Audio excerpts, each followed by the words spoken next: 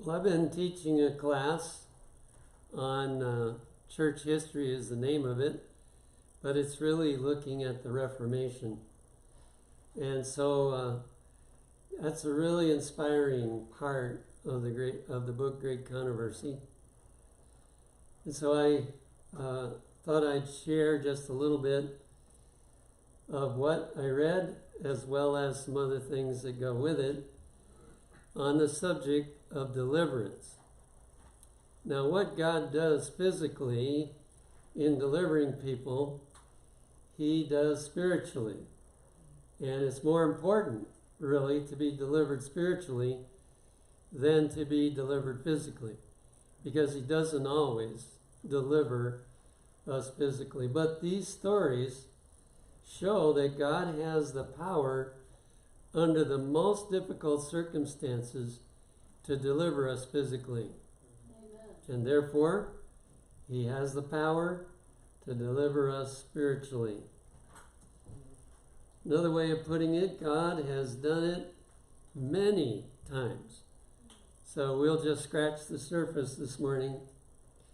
And I read this beautiful statement by Martin Luther as he was expecting to be burned at the stake or eliminated in some way, as he was on his way to the Diet of Worms.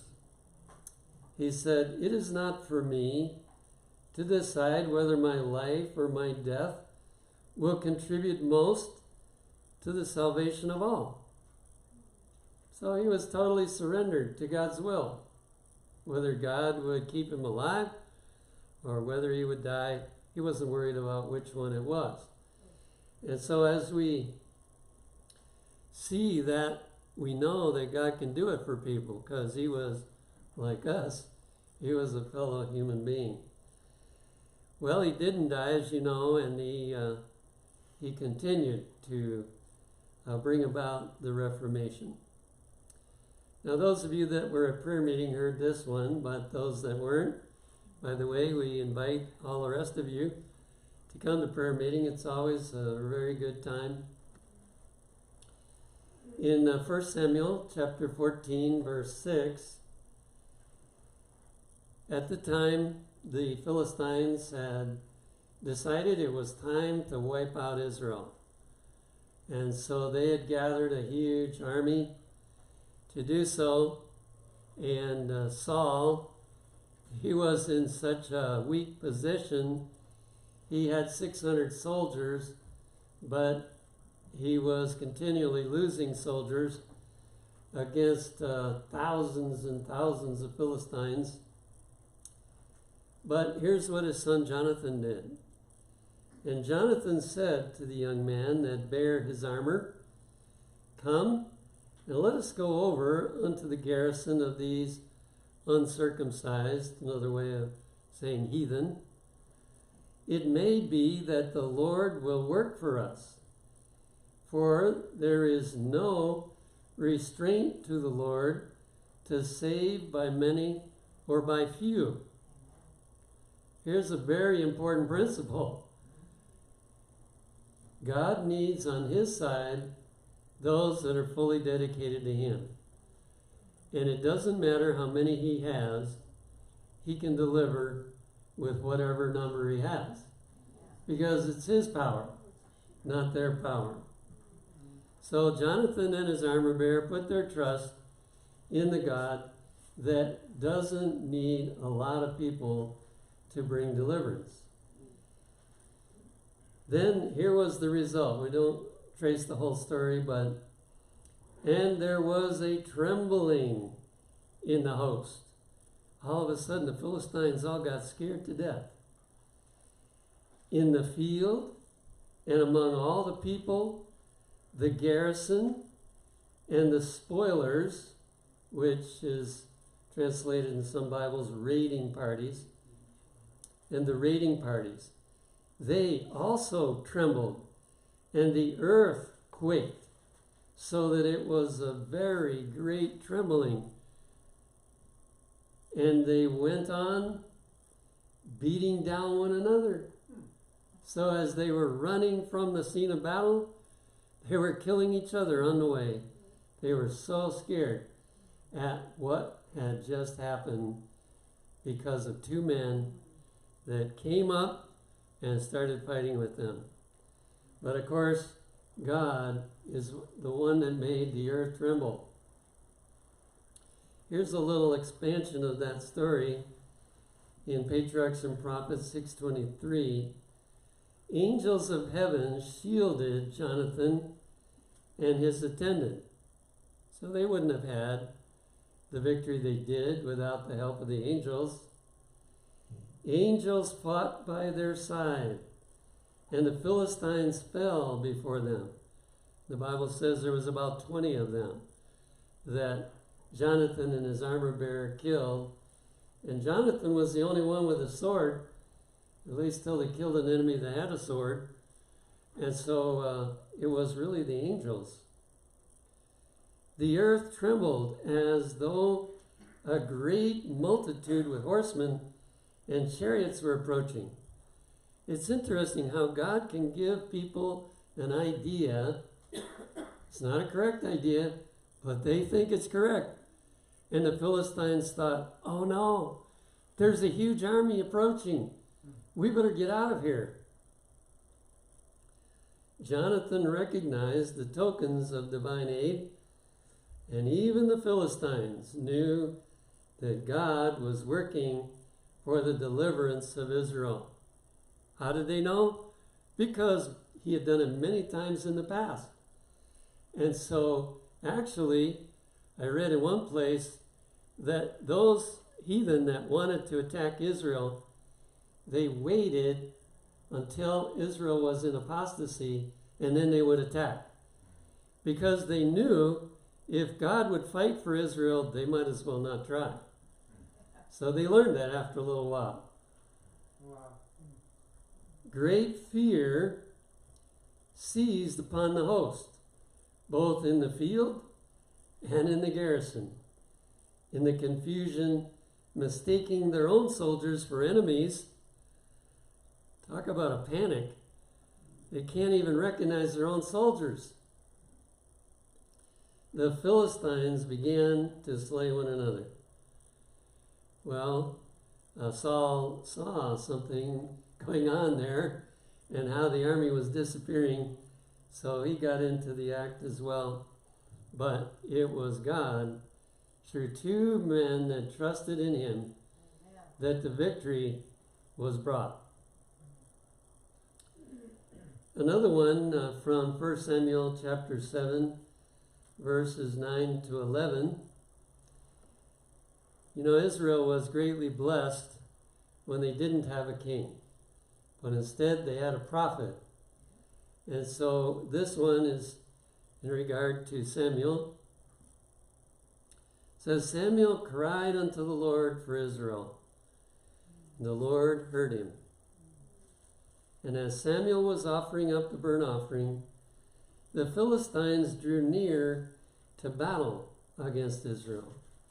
But the Lord thundered with a great thunder on that day upon the Philistines. So he scared them to death this time with thunder and discomfited them, and they were smitten before Israel. And the men of Israel went out of Mizpah and pursued the Philistines and smote them until they came under Bethkar. So here was a complete victory. The Philistines were expecting to get the victory because they had superior numbers, but instead God had Israel to win. Well, the Philistines got really mad about this. The Philistines also came and spread themselves in the valley of Rephaim.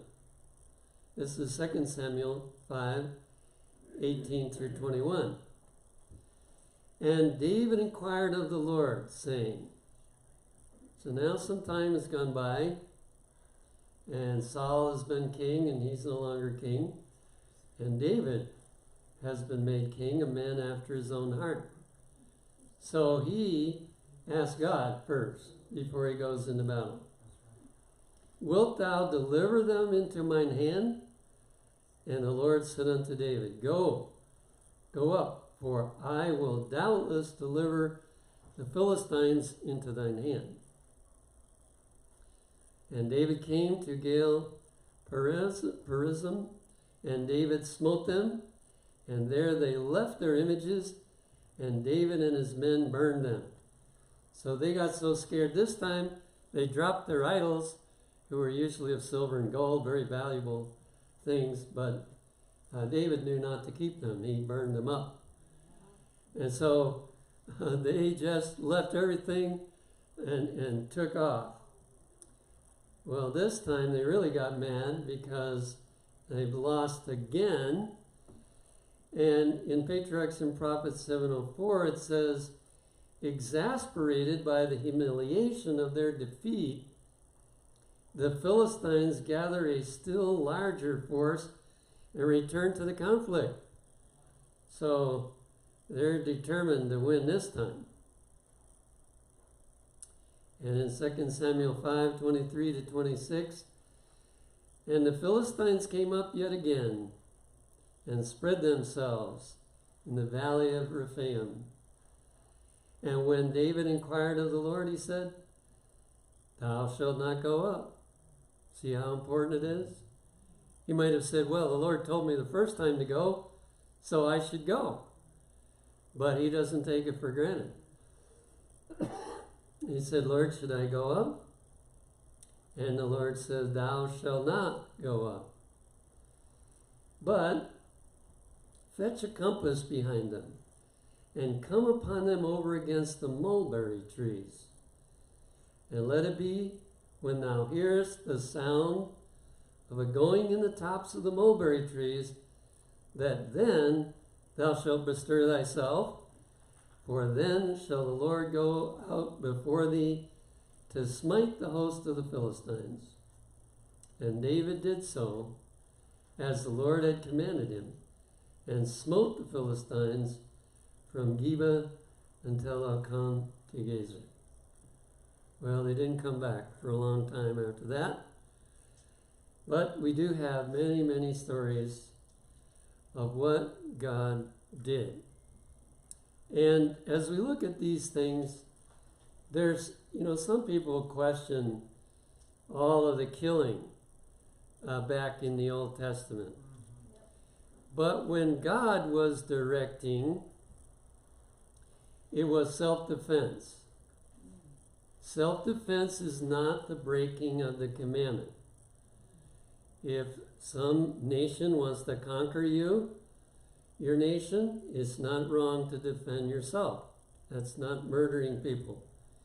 Plus, in the Old Testament, when enemies attacked Israel, it meant that they had committed the unpardonable sin, because they all had plenty of light to know that you don't attack God's people. You leave them alone.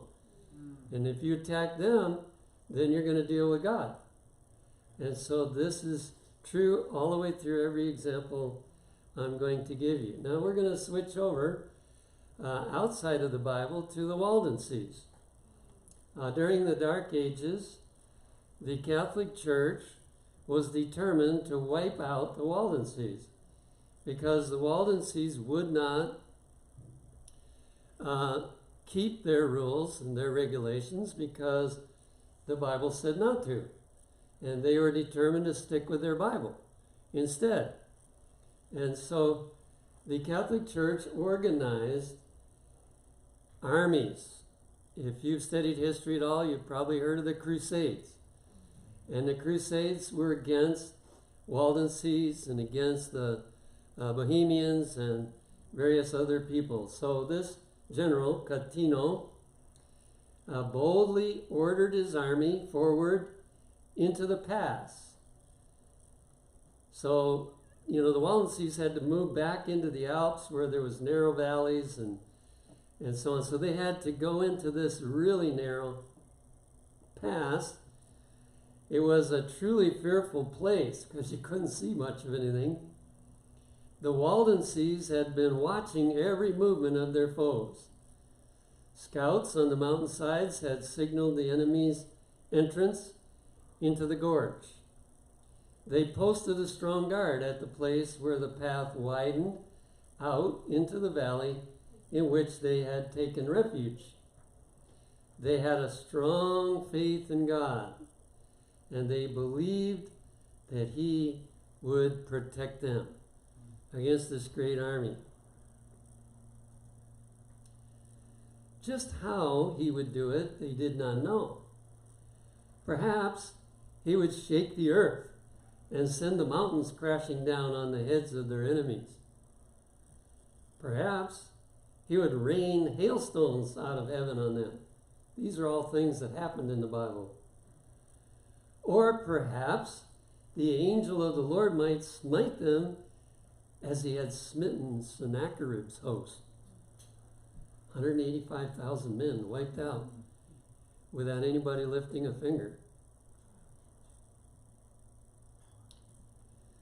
Looking up, they noticed thick, dark clouds gathering on the tops of the mountain peaks overlooking the valley. As they watched, fascinated, those clouds began to creep down the mountainside, lower and lower. Had God chosen the clouds to save them? I thought of that pillar of cloud that delivered Israel on the borders of the Red Sea. Down, down came the clouds, finally rolling into the chasm where the soldiers toiled up the path, sealing it from top to bottom and shutting out the light of day. By the way, these quotes were taken from the book, The Brave Men to the Battle. Astonished at the gloom which had suddenly fallen upon them, the papal soldiers stood still. They were afraid to make a move. We might fall off into the valley below, and we can't see where we're going. Not daring to move forward or backward, the Waldenses raised a loud shout. They climbed the hills above the gorge and began to roll tremendous rocks down into the canyon. The great rocks crushed dozens of papal soldiers where they stood. Panic overwhelmed them. They tried to flee, but in the darkness missed their way. Many fell over the edge and into the stream far below. Few of those who had so confidently entered the chasm in the bright sunlight a few hours before got back to tell Catino of their failure. So essentially, the majority of this army was wiped out, and no question who did it. It was God that did it. Another one from the Waldenses, they had many of these experiences. This time, it's Count La Trinita, and he has 4,000 soldiers, but the Waldenses only have 1,500. The Count La Trinita, a cruel and bloodthirsty man, took command of the first group of 4,000 men and boldly advanced into the mountains.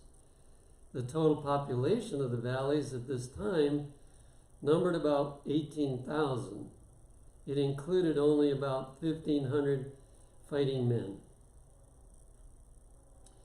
All afternoon they battled, but the Vaudois could not drive back the much larger army. Very few of the mountain men had swords.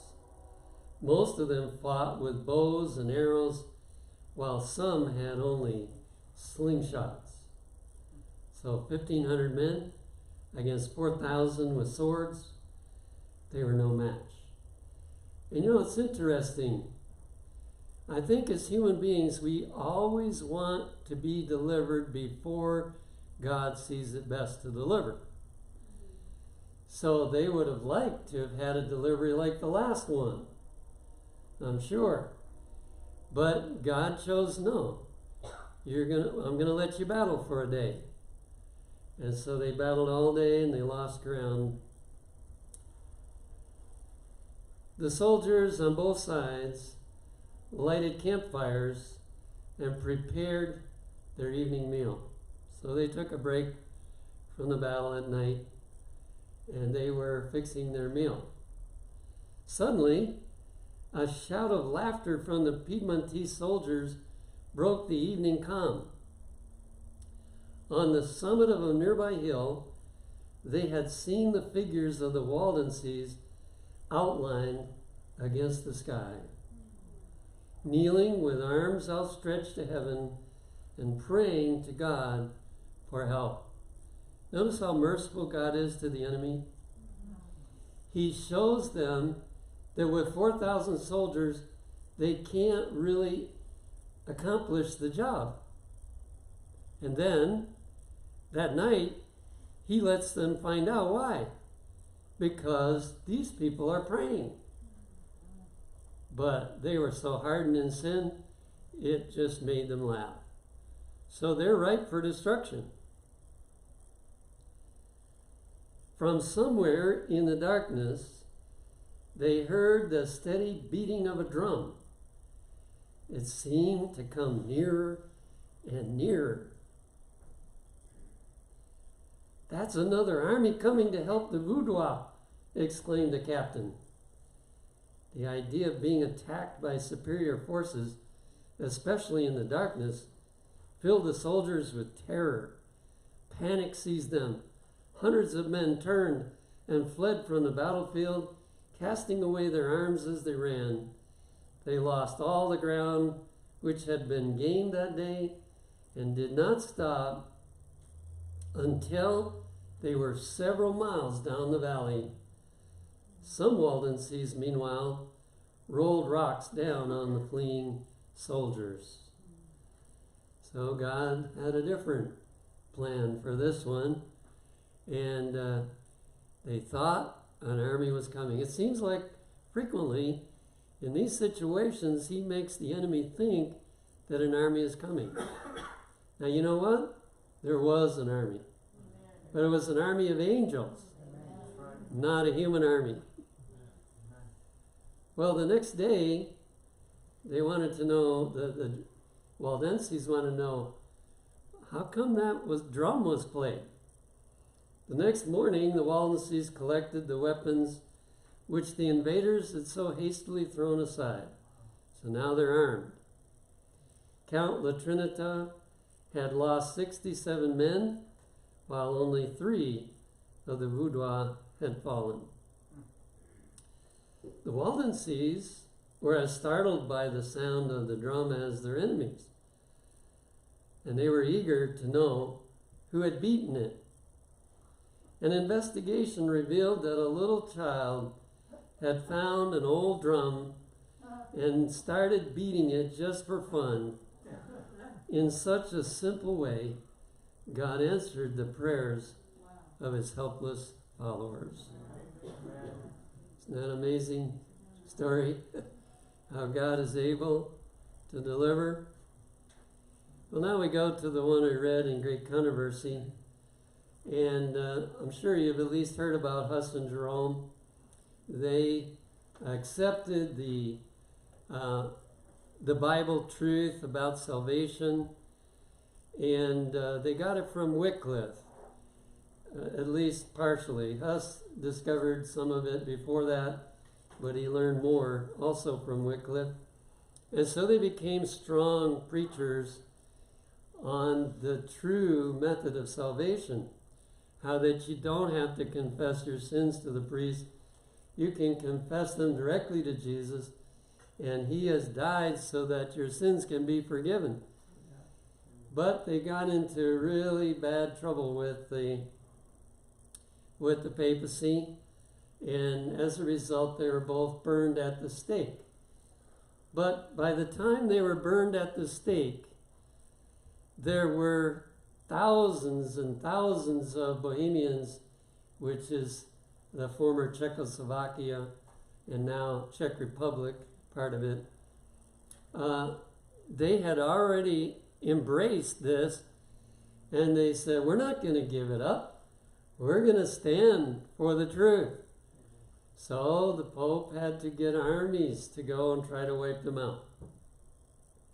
So in Great Controversy 116, the Pope now proclaimed a crusade against the Hussites. And again, an immense force was precipitated upon Bohemia, but only to suffer terrible defeat. Another crusade was proclaimed. So he doesn't give up. He's going to get another army together. Doesn't care how many people die, I'm sure. The two armies approached each other until only a river lay between them. The Crusaders were in greatly superior force, but instead of dashing across the stream and closing in battle with the Hussites, whom they had come so far to meet, they stood gazing in silence at those warriors. Then, suddenly, a mysterious terror fell upon the host. Without striking a blow, that mighty force broke and scattered as if dispelled by an unseen power.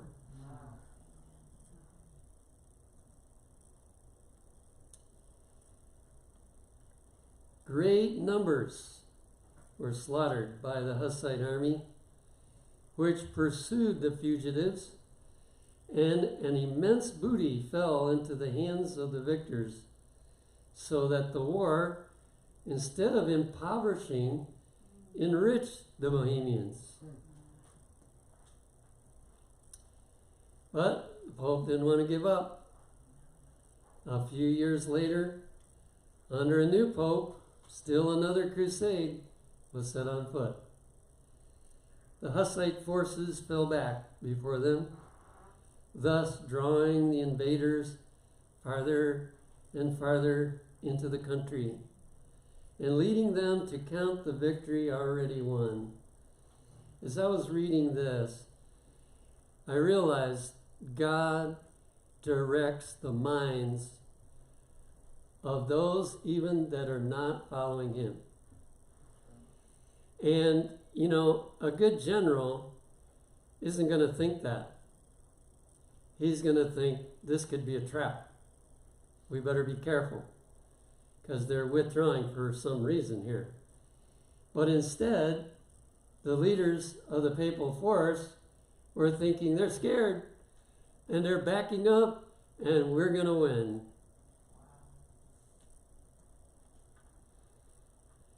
At last, the army of Procopius made a stand and turning upon the foe, advanced to give them battle.